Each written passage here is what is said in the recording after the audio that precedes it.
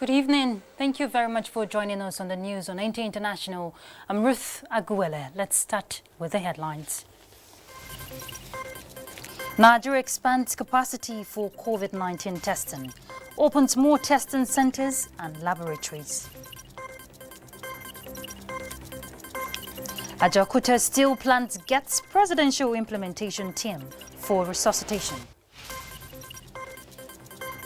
And traffic gridlock builds up as authorities implement use of face masks and social distancing.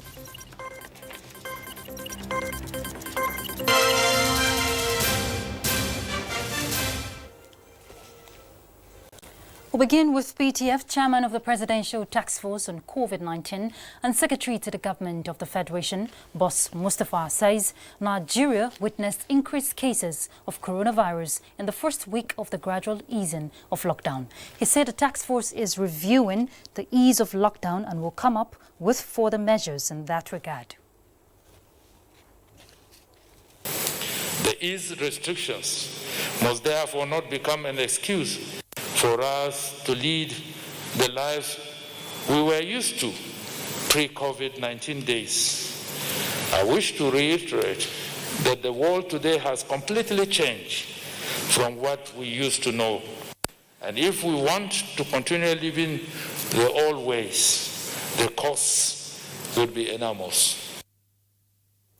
Other members of the committee, including the Minister of Health, Dr. Osage Ehanire, Director General of NCDC, Chike Ihekweazu, National Coordinator of the Task Force, Sani Aliyu, and Foreign Affairs Minister Jeffrey Onyema, indicates that laboratories testing for coronavirus have increased to 23, while high-burden areas continue to witness shortage of bed spaces. On Madagascar, the task force said it will subject the herbal solution to scrutiny to ascertain claims for curbing COVID-19. Being effective.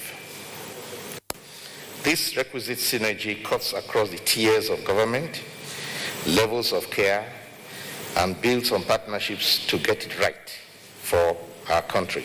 Every day we keep preaching on prevention and asking Nigerians to take responsibility.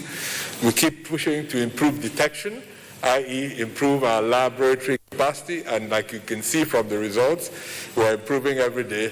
And now we keep changing and improving our care capacity. I must emphasize the need for state governments to please continue to identify spaces for isolation of persons diagnosed positive with COVID. I'm happy to say that the pipeline flights, the flights that we have in process of arranging, missions are arranging, are all Nigerian carriers. All right, Nigeria has recorded its highest daily death toll from coronavirus, just as Russia now has the third highest number of cases in the world, overtaking UK and Italy. Let's now join Joyce Ometu for details of this and more.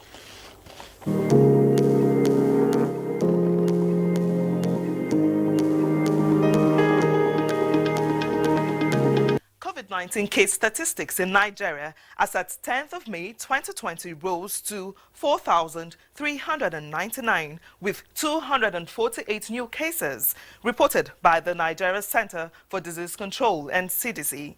The tally shows that 17 additional deaths were also recorded across the country. This is the highest daily figure of fatalities reported from the virus since the outbreak in Nigeria, taking the total death toll to 143. The new cases are spread across 16 states and the FCT. Top on the list is Lagos with 81 cases, 35 in Jigawa and 26 each in Kano and Borno, 20 in Bauchi, FCT 13, Edo 12, Sokoto 10, Zamfara 7, 4 each in Kwara and Kebbi, while Gombe, Taraba, Ogun and Ekiti have 2 each.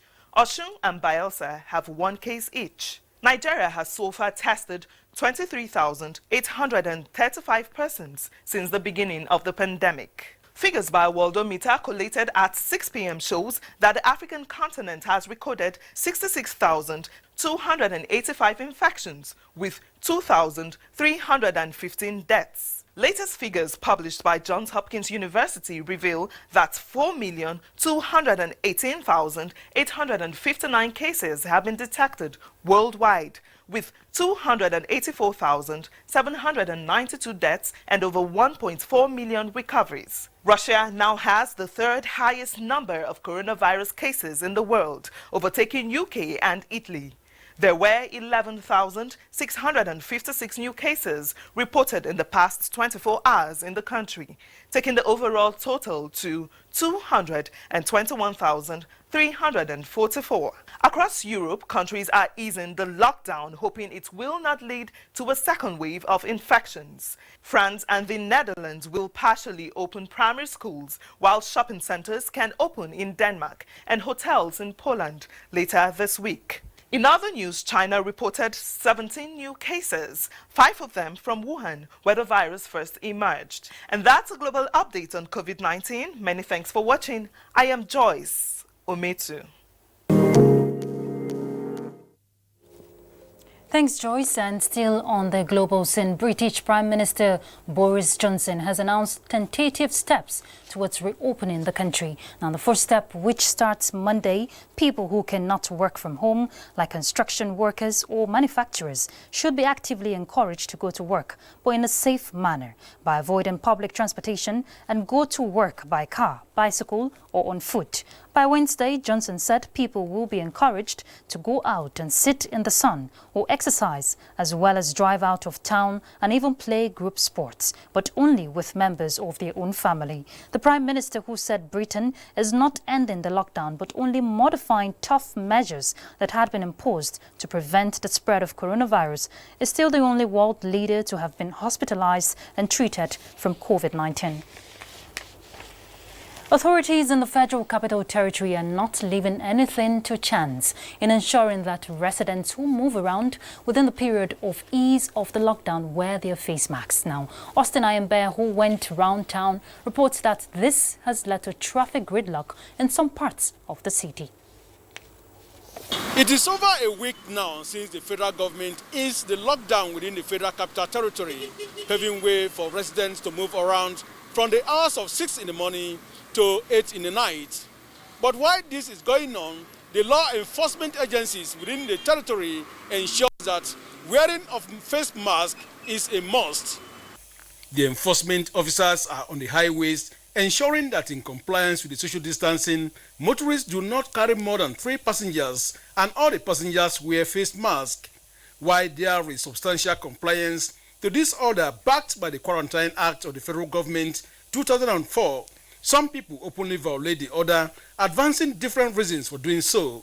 My glasses are wound up. I'm with my wife. She's not infectious. She hasn't come in contact with anybody that's infectious. I haven't. So why are we wearing the mask? Regulations are regulations. But let's be clear about the regulations. How come you're not wearing your face mask? I wear it. Look at it. Where is it? You say you wear it? Yes, I wear it. You wear it? Are you wearing it now? I wear it. It is removed when I carry plenty load. Somebody just help me. But are you not afraid of this virus? I'm afraid. I was in the house for 1 month and... Why did they say you wear it and you're not wearing it? I wear it. It is removed when I was carrying my thing up. How come you're not wearing your mask? No, I have my mask. Huh? I have my mask. But you're not wearing it. Are you not scared of the virus? I'm scared of the virus though, but I think I will put it on. I will put it on. No, it's really hot, please. I use it when I'm only in a public place. Officials of the vehicles inspection said hundreds of people have been arrested, prosecuted and convicted by mobile courts presided over by magistrates in many parts of the city. Any vehicle that is carried tilly, we have to remove it on the road. I advise the driver to drop one person and go with 3 others. And any vehicle that you see say one person there inside, he no use face mask, we have to tell him to drop the person or to face mobile court. Fine for refusing to wear face mask is 5,000 naira, while carrying more than 3 passengers attracts a fine of between 5 and 10,000 naira. In Abuja, Austin Ayembe, NTA News. Well, we should endeavour to wear our masks because it's for our own safety. Because the need for people to avoid contracting COVID-19 has again been re-echoed on Good Morning Nigeria. As medical experts say, contracting the virus could lead to death, especially in patients with underlying ailments. Now, the guests, while discussing COVID-19 and underlying ailments, reiterated the need to observe all protocols mitigating the spread. Lydia Sampson reports. Patients with chronic diseases before COVID-19 could hitherto manage the ailments for years. Ironically, if such patients contract COVID-19, the underlying ailment heightens, leading to death. The guests therefore stressed the need for planning with other experts on management of COVID-19 patients with underlying illnesses, which they say present severe cases. COVID-19, I would want to call it the accelerator of death in these patients with comorbidities. Okay, like Dr. Bello mentioned earlier on, a patient has cancer, the patient is managing his cancer. Maybe the two-year survival is about 10%, 5-year survival is about maybe 1% or whatever. And then the patient now gets COVID-19 and the patient dies in 3 days. Try to remove that fear of getting infected when they go to the hospital, because the hospitals ideally should have triage areas where patients will be triaged to go to where the non-COVID patients are seen, and if they are high-risk patients, they are referred to where COVID patients are seen. So they should practice all those hygienes, the hygiene, the social distancing, the putting of masks, the not mingling with people, not coming out of their houses, and taking their medication, because chronic illness means that they have medication, either antihypertensives or anti-diabetics, or they are taking some medication for the chronic illness. So they should make sure they adhere to their drugs. They also urge government and other stakeholders to intensify efforts at establishing intensive care units in hospitals and isolation centers for specified treatments. Now, if you have cancer, it will be expected that it is not only the COVID-19 that is going to be treated. You should involve a cancer specialist in the treatment of that patient. The same thing goes for somebody that have a COPD, that you will involve a pulmonologist in the management of that patient. Any condition that will make you come down with a severe form or, suffer a severe form of the disease, those are the people who will be needing hospitalizations, the ones who are likely to go to the ICU, the ones who are likely to be needing ventilators, mechanical ventilation. To mitigate community spread, they are unanimous that the use of personal protecting equipment PPEs amongst health workers must be intensified with government support. This, they say, will go a long way in protecting health workers so they can serve society better. In Abuja, Lydia Sampson, NTA News. Cross River State government has commended the efforts of the Nigerian Center for Disease Control for curtailing the spread of COVID-19 in the country. Governor Ben Oyade, while speaking to newsmen in Calabar, also promised to give his maximum support to the center. Let's hear from Paul Abel. Cross River is one of the 2 states yet to officially record one confirmed case of COVID-19 in Nigeria since the index case in February 2020. Of recent, there has been mutual suspicion from both ends as NCDC views the state as not conducting enough testing, with the state government on its part commenting on needs to quarantine NCDC officials who may come to the state for official assignment. Cross River State will do all they can to support NCDC to deliver on their commitment. Governor Oyade also speaks on efforts towards keeping the COVID-19 free status of the state. The No Mask, No Movement has played a great role, policing and blocking all our borders and our interstate borders and our international borders, and blocking our maritime corridor. Those were the initiatives that are paying off today that Cross River State is COVID-19 free. As the state awaits the arrival of the NCDC, it is expected that there will be a continual flow of communication between the state and the center to avoid the repetition of the Kogi experience. In Calabar, Paul Abel, NTA News. The federal government has inaugurated a 13-man presidential project implementation team to resuscitate the Ajaokuta steel project. Secretary to the government of the Federation, Boss Mustafa, who doubles as chairman of the implementation team, charged members to kickstart the process of bringing the steel project back to life. Muktari Ikban reports. For over 40 years now, the Ajaokuta steel plant has been unproductive, as previous efforts to revive it have proven abortive. Yet, the steel project is crucial to Nigeria's industrialization and prospect of becoming West Africa's largest steel producer. Hope to revive the project was ignited last year at the Russia-Africa Summit, where President Buhari secured the commitment of his Russian counterpart, Vladimir Putin, to resuscitate the steel plant on the basis of a government-to-government agreement, with funding from the Afrexim Bank and the Russian Export Center. This 13-man team of industry experts has the mandate to determine all parameters for effective and coordinated commencement of rehabilitation works on the steel plant as part of its terms of reference. Ensure the resuscitation of the Ajaokuta steel plant based on the original design.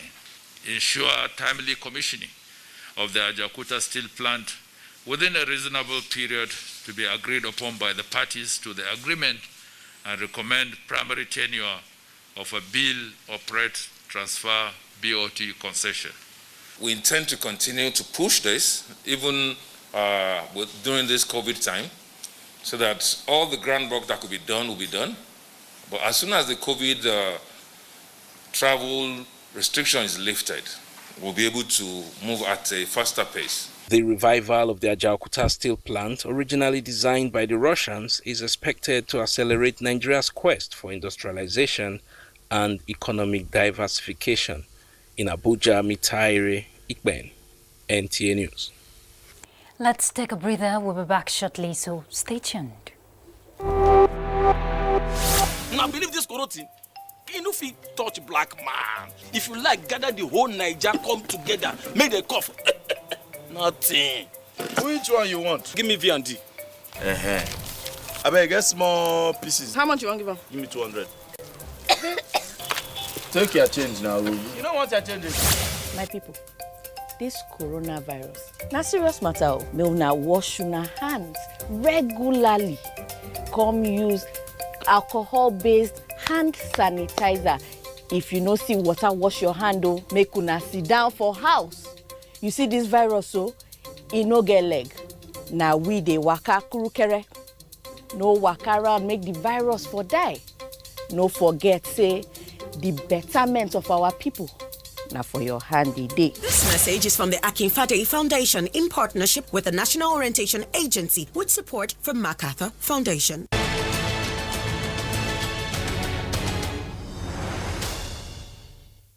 Thanks for staying with us. Chairman, Nigerians and Diaspora Commission, Abike Dabiri Erawa, has assured Nigerians living abroad that the Commission will continuously work towards strengthening collaboration and unity of purpose, as well as collate accurate data of all Nigerians in the diaspora.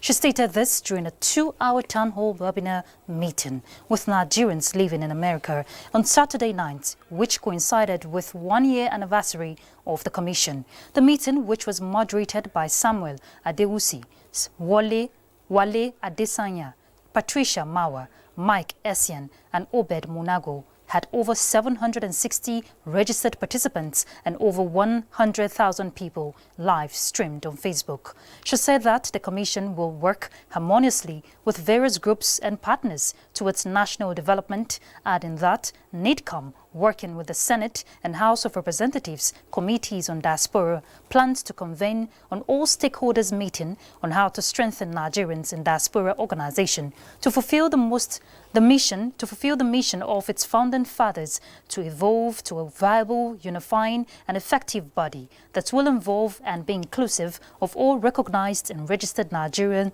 diaspora organizations. Let's look at the legislature. The Senate Committee on Federal Character and Intergovernmental Affairs has screened 6 out of the 38 nominees sent to the Senate by President Muhammadu Buhari for confirmation as chairman and commissioners of the Federal Character Commission. National Assembly correspondent Ignatius Unko has more. On Tuesday, 28th of April 2020, the Senate at plenary received request from President Muhammadu Buhari for the confirmation of 38 nominees as chairman and commissioners of the Federal Character Commission. Senate referred the presidential request to its Committee on Federal Character for screening. 6 days after the referral, the committee has commenced the screening. The chairman-designate, Dr. Muhiba Dankaka, was the first nominee to face the panel. As the nominee from the presidency, how do you expect to run this office? I look at the whole 36 states, they are all my states. I will still be fair in whatever I do. I wish you all the best. The committee reminded the nominees of the need to foster national unity through strict adherence to the federal character principle. Every time there is provision or vacancies are declared, you must seek approval of the National Assembly. In the last screening, we allowed the women to introduce themselves and go. This is an extension of plenary, that we should allow this intelligent woman to bow and go. Those screened include Adeniyi Olowofela, Abiodun Akinlade, Ginika Florence, Tonya Okio, and Mohammed Hamza. Minister of Information and Culture, Lai Mohammed, described the choice of a woman this time for the chairmanship position as a positive step. I was married to somebody from the core north, coming from Kwara State. I have no doubt in my mind that with her humility and her readiness to learn, she will be a credit to the commission. The minister thereafter harped on the need for intensified sensitization, especially by the media, against the spread of COVID-19. From the National Assembly, Ignatius Nkwo, NTA News. In line with President Muhammadu Buhari's directive of subsidizing cost of fertilizer to farmers in the country, Jigawa State Government has flagged off the sale of NPK 20-10-10 at the rate of 5,000 naira per bag, as against the original price of 5,500 naira for the 2020 wet season farming. Bashir Ibrahim Nawaba reports that the gesture is aimed at mitigating the effects of COVID-19 on the agricultural sector of the economy. Federal government's decision to review downward the cost of fertilizer to 5,000 naira per bag is to support farmers have access to the commodity and ameliorate effects of coronavirus pandemic. The Jigawa State government is setting the pace with the procurement of 2,000 metric tons of assorted fertilizer worth 180 million naira for distribution at reduced cost as a COVID-19 palliative to the farmers. Other farm inputs provided are agrochemicals and improved seeds at the cost of 120 million naira for distribution to the farmers at subsidized rates for enhanced production. Mr. President's fertilizer initiative delivered about 19 million 50 kg bags of NPK 20-10-10 fertilizer from 22 blending plants across 13 states. We have 30 retail outlets across the state. So we distributed that 2,000 metric tons, and we immediately effect Mr. President's order. We started selling at 5,000 naira only. Representatives of farmers appreciated President Muhammadu Buhari for his commitment towards repositioning the agricultural sector in the country. This is to show that the government is with us farmers for providing all sorts of inputs for us to go to farm. More than 80% of people in Jigawa State engage in the production of variety of crops due to its vast fertile land suitable for all year-round farming. It is the belief of experts that interventions like this are key towards the attainment of the bumper harvest and food security in Nigeria. From Dutse, Bashir Ibrahim Nawaba, NTA News. Let's look at security issues. 17 bandits operating in parts of Kaduna State have been killed in a joint clearance involving troops of Operation Thunderstrike and Stroke with support from the air component of Operation Gama Aiki. A statement by the Coordinator of Defense Media Operations, Major General John Eneche, indicates that the bandits were eliminated from their hideouts around Mashigi Garbi and Kabarasha villages in Gwagwada district of Chukun local government area of Kaduna State. Major General Eneche notes that 3 houses and a church building at Kabarasha village were partially damaged during the encounter. The armed forces regret the unfortunate incident and have set up a panel in liaison with the Kaduna State government to investigate the occurrence with a view to providing compensation.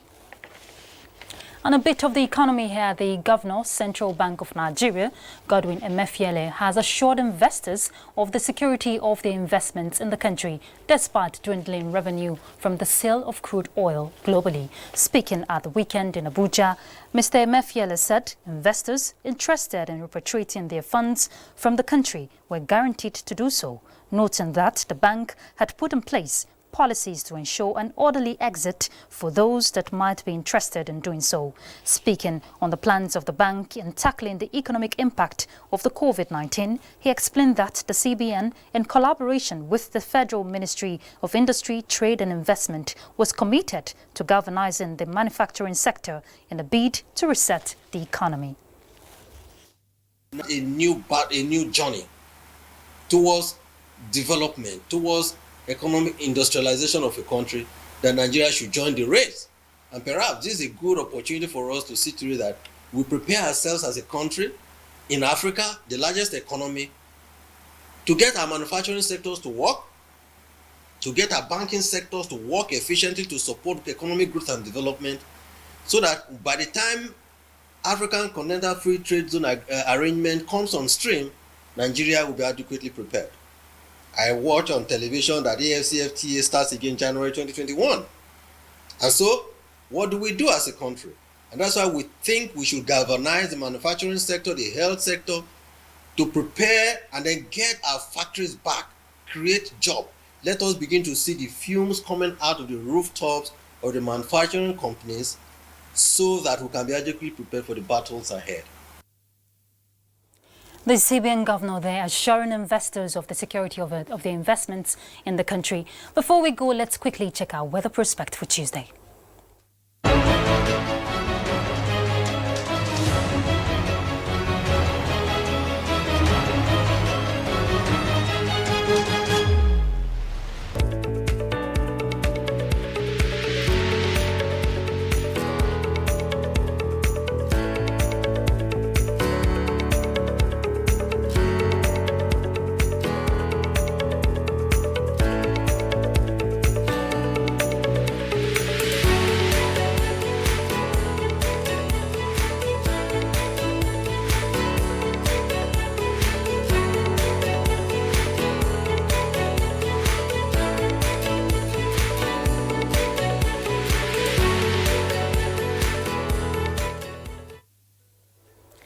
All right, that's the news on NTA International at this time. Thanks for your company. I'm Ruth Aguela. Bye.